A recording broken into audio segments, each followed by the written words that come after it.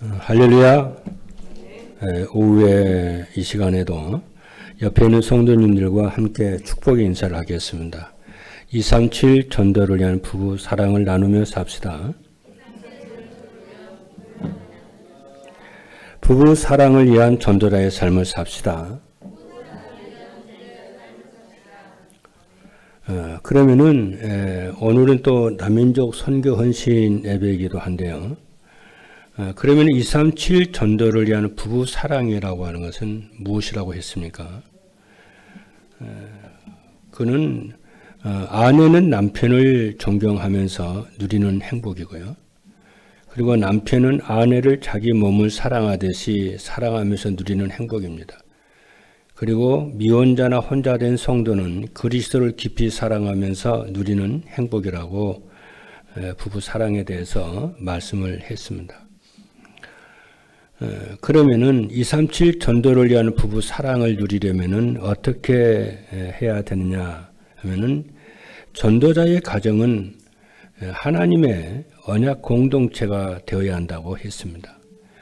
그리고 서로 사랑하는 사랑의 공동체가 되어야 한다고 했고요.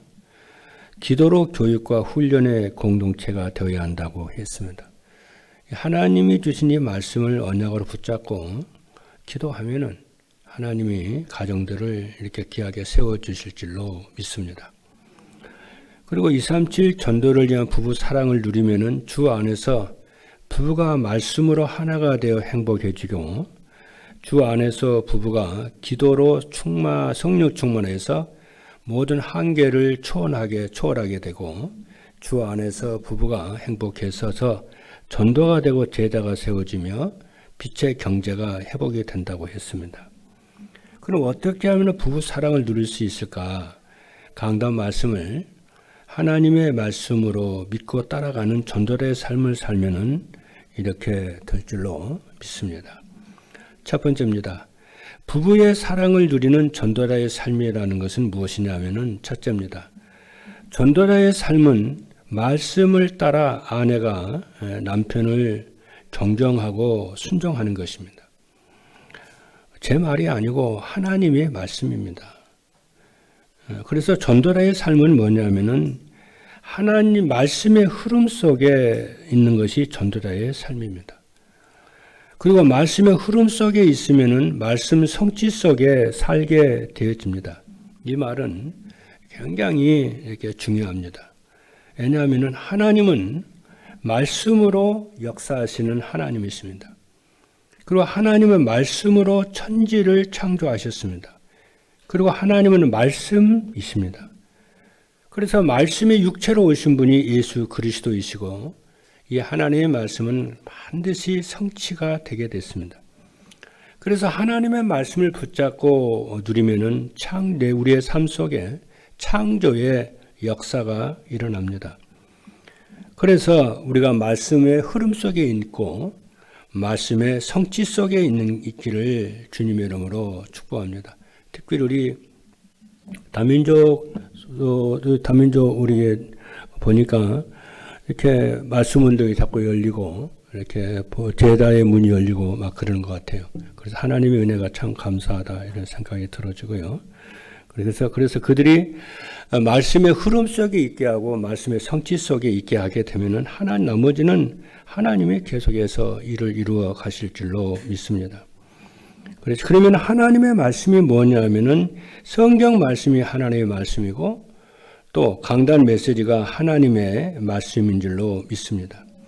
그래서 하나님의 말씀을 언약을 붙잡을 때에 아내가 남편을 존경하고 순종할 수 있는 삶을 살 수 있도록 힘을 받게 되고 아내는 남편에게 죽게 하듯 복종하라고 했잖아요. 그래서 에베소서 5장 22절에 보니까 아내들이 자기 남편에게 복종하기를 죽게 하듯 하라 했고 또 그리스도께서 남편을 아내의 머리로 세우셨다고 했고 에베소서 5장 23절에 보니까 이는 남편이 아내의 머리됨이 그리스도께서 교회의 머리됨과 같음이니 그가 몸의 구주시니라 했고 그리고 그리스도가 교회의 머리이시고 구주가 되심과 같다고 에베소서 5장 23절에 말씀을 했습니다. 둘째입니다. 전도자의 삶은 말씀을 따라 남편이 아내를 내 몸처럼 사랑하는 것입니다. 성경은 말씀하십니다. 말씀을 따라서 남편은 아내 사랑하기를 자기 몸처럼 사랑하라고 그랬어요. 그래서 에베소서 5장 28절의 말씀을 보니까 이와 같이 남편들도 자기 아내 사랑하기를 자기 자신과 같이 할지니 자기 아내를 사랑하는 자는 자기를 사랑하는 것이라고 했습니다.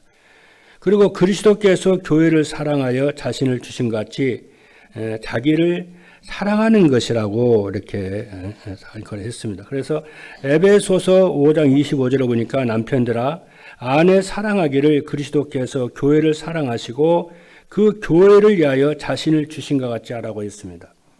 그리고 부부가 진정한 한 몸이 되어 영광스러운 하나님의 교회가 그때게 하나님의 교회가 되는 것입니다. 에베소 5장 27절에 그랬어요. 자기 앞에 영광스러운 교회로 세우사 티나 주름 잡힌 것이나 이런 것들이 없이 거룩하고 흠이 없게 하려고 그러신다는 거예요. 그렇죠. 그래서 사랑하는 목적을 밝히고 있죠. 그게 사랑하는 목적이 뭐냐면은 거룩하고 흠 없는 영광스러운 교회를 세우기 위해서 이렇게 하는 것이다. 했죠. 그래서 그 교회를 통해서 하나님이 많은 주변의 사람들과 이방인들이 하나님의 영광을 나타나는 걸 보고 이렇게 하나님 영광을 돌리는 거죠. 그 비밀이 존경과 사랑이라고 두 단어를 말씀을 했습니다. 세 번째입니다. 전도자의 삶은 말씀을 따라 자기의 몸을 그리스도께 드리는 것입니다. 어떻게 자기의 몸을 그리스도께 드리냐면은 시간을 드리는 겁니다. 전도자의 삶을 한마디로 말하면 시간을 드리는 거예요. 그렇죠? 그래서 그리스도가 오직이 된 성도는 자신의 몸을 드릴 수 있습니다. 그래서 로마서 12장 1절로 2절을 보니까 그러므로 형제들아 내가 하나님의 모든 자비하심으로 너희를 권하노니 너희 몸을 하나님이 기뻐하시는 거룩한 산 제물로 드리라. 이는 너희가 드릴 영적 예배니라고 그랬어요. 너희는 이 세대를 본받지 말고 오직 마음을 새롭게 함으로 변화를 받아 하나님의 선하시고 기뻐하시고 온전하신 뜻이 무엇인지 분별하라고 말씀을 했습니다. 그리고 마리아는 값비싼 향유를 깨뜨려서 예수님의 발을 씻겨 드렸습니다. 이런 심정으로 하는 거죠. 그래서 요한복음 12장 3절에 보니까 마리아는 지극히 비싼 향유, 곧 순전한 나드 한 근을 가져다가 예수의 발에 붓고 자기 머리털로 그의 발을 닦으니 향유 냄새가 집에 가득하더라 그랬습니다. 그리고 바울은 주께서 주신 사명을 위해 죽음도 두려워하지 않았습니다. 사도행전 20장 24절을 보니까 내가 달려갈 길과 주 예수께 받은 사명 곧 하나님의 은혜의 복음을 증언하는 일을 마치려면은 나의 생명조차 조금 더 귀한 것으로 여기지 아니하노라 이렇게 말씀을 했습니다. 자, 두 번째입니다.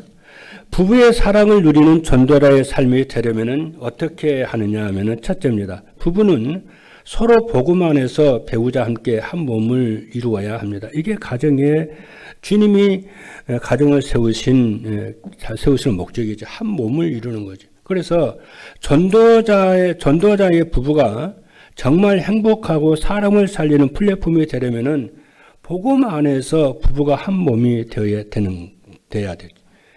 그래서 부부가 서로 복음 안에서 그렇게 되는 방법이 뭐냐면은 부부가 서로 복음 안에서 말씀에 순종하는 것이죠. 말씀을 어떻게 순종하느냐? 그렇죠. 남편과 아내가 그리스도 중심으로 하나가 되는 것이죠. 그렇죠. 그래서 아내는 남편을 존중하고 또 남편은 아내를 그리스도 안에서 사랑을 하고 이렇게 서로가 이렇게 순종하는 거죠. 말씀에. 그리고 사랑은 배우자에 대한 믿음과 신뢰하는 마음이 있어야 되죠. 그래서 전도자는 믿음과 신뢰하는 마음으로 이렇게 하는 거죠. 그래서 로마서 1장 17절의 말씀을 보니까 복음에는 하나님의 의가 나타나서 믿음으로 믿음에 이르게 하나니 기록된 바 오직 의인은 믿음으로 말미암아 살리람과 같으니라 그랬습니다. 그리고 사랑은 오래 참고 온유하며 덮어주며 헌신하며 배타적이어야 하지요. 그래서 고린도전서 13장 4절에 보니까 사랑은 오래 참고 사랑은 온유하며 시기하지 아니하며 사랑은 자랑하지 아니하며 교만하지 아니하며 무례히 행치 아니하며 자기의 유익을 구하지 아니하며 성내지 아니하며 악한 것을 생각지 아니하며. 그렇죠. 여기서 배타적이라고 하는 것은 뭡니까? 부부 관계 속에, 두 사람의 부부 관계 속에 다른 이성이 개입하는 것을 허용하지 않는 것을 말을 하죠. 이렇게 해서 부부의 사랑이 배타적이 됐을 때에 하나됨이 이루어지는 거죠. 둘째입니다. 부부는 서로 복음 안에서 함께하는 대화의 시간이 있어야 됩니다. 현대인들은 남편과 아내가 서로 다른 직업과 직장을 가지고 있습니다. 그리고 자녀들을 양육해야 하고 또 하나님의 일도 해야 되고, 그래서 모두가 지쳐 있고 가족이 주는 힘이 필요한 줄로 믿습니다. 그래서 아내의 존경과 인정이 필요하고, 남편은, 그리고 아내는 남편의 사랑이 무엇보다도 필요한 우리가 이러한 시기에 살고 있습니다. 그래서 이것은 서로가 돕는 배필이지요. 한쪽만 돕는 배필이 아니고 서로 돕는 배필이에요. 그래서 오늘 에베소서 5장 21절에 보니까 피차 서로 하라 그랬죠. 서로 사랑하라 그랬죠. 피차 서로 그렇죠. 그래서 배필이라고 하는 것은 정복자를 말하는 게 아니죠. 조력자를 말하고 돕는 자를 말을 하죠. 그래서 부부는 영적이며 건강하며 친밀하며 수용적이어야 되죠. 수용하지 않으면은 거절하면 우리가 살 수 없잖아요. 수용하고 살아야죠. 교회에서도 그러고 가정에서 그러고 밖에 사회에서 그러고 누가 뭐라고 하면 수용하고 살아야 되잖아요. 수용하지 않으면 우리가 이 땅에서 살 수가 없죠. 거절하면 어떻게 그 사람을 수용하고 삽니까? 그렇죠. 그래서 부부는 화목하고 함께 살며 그러죠. 하게 되며 부부는 예배 시간에 선포된 말씀 안에서 함께 답을 찾아야 돼요. 셋째입니다. 부부는 서로 복음 안에서 말씀을 따라가는 전도자의 삶이 있어야 됩니다.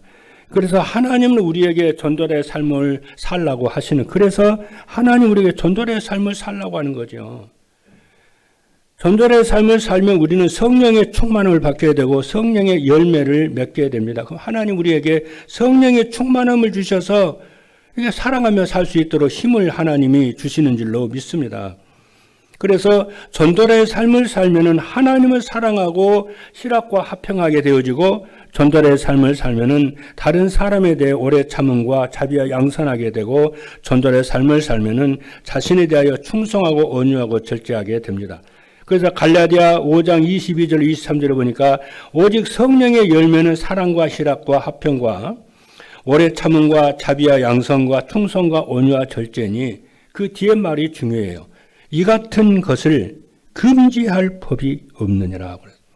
그러니까 성령의 충만을 받으면은 성령의 열매 9가지가 우리의 생각과 마음을 지배하게 되고, 이렇게 능력 있는 삶을 살게 돼서 237 전도 운동에 힘을 하나님이 주실 줄로 믿습니다.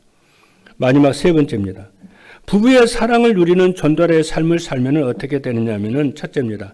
가정에 하나님의 나라가 이루어지고 행복한 가정이 되고요. 둘째는 가정에 하나님의 나라가 임하면 온 가족이 평안하고 행복하게 되고, 셋째, 주변 사람들에게 행복을 전하는 플랫폼과 파수망대가 안테나가 되는 줄로 믿습니다. 이 말씀이 그대로 모든 여러분들이 성취되기를 주님의 이름으로 축복합니다. 기도하겠습니다.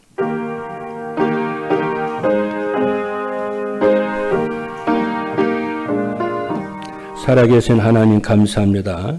올 셋째 주를 맞이해서 부부 사랑을 위한 전도자의 삶에 대한 메시지를 오늘 이 시간에 주심을 참으로 감사합니다. 이 말씀이 이대로 성취가 되어지게 도와주시고 하나님께 영광 받으시고 찬양을 받으시는 우리 모든 전도자의 가정이 되도록 하나님이 축복하여 주옵소서. 살아계신 예수 그리스도 이름으로 기도하옵나이다. 아멘.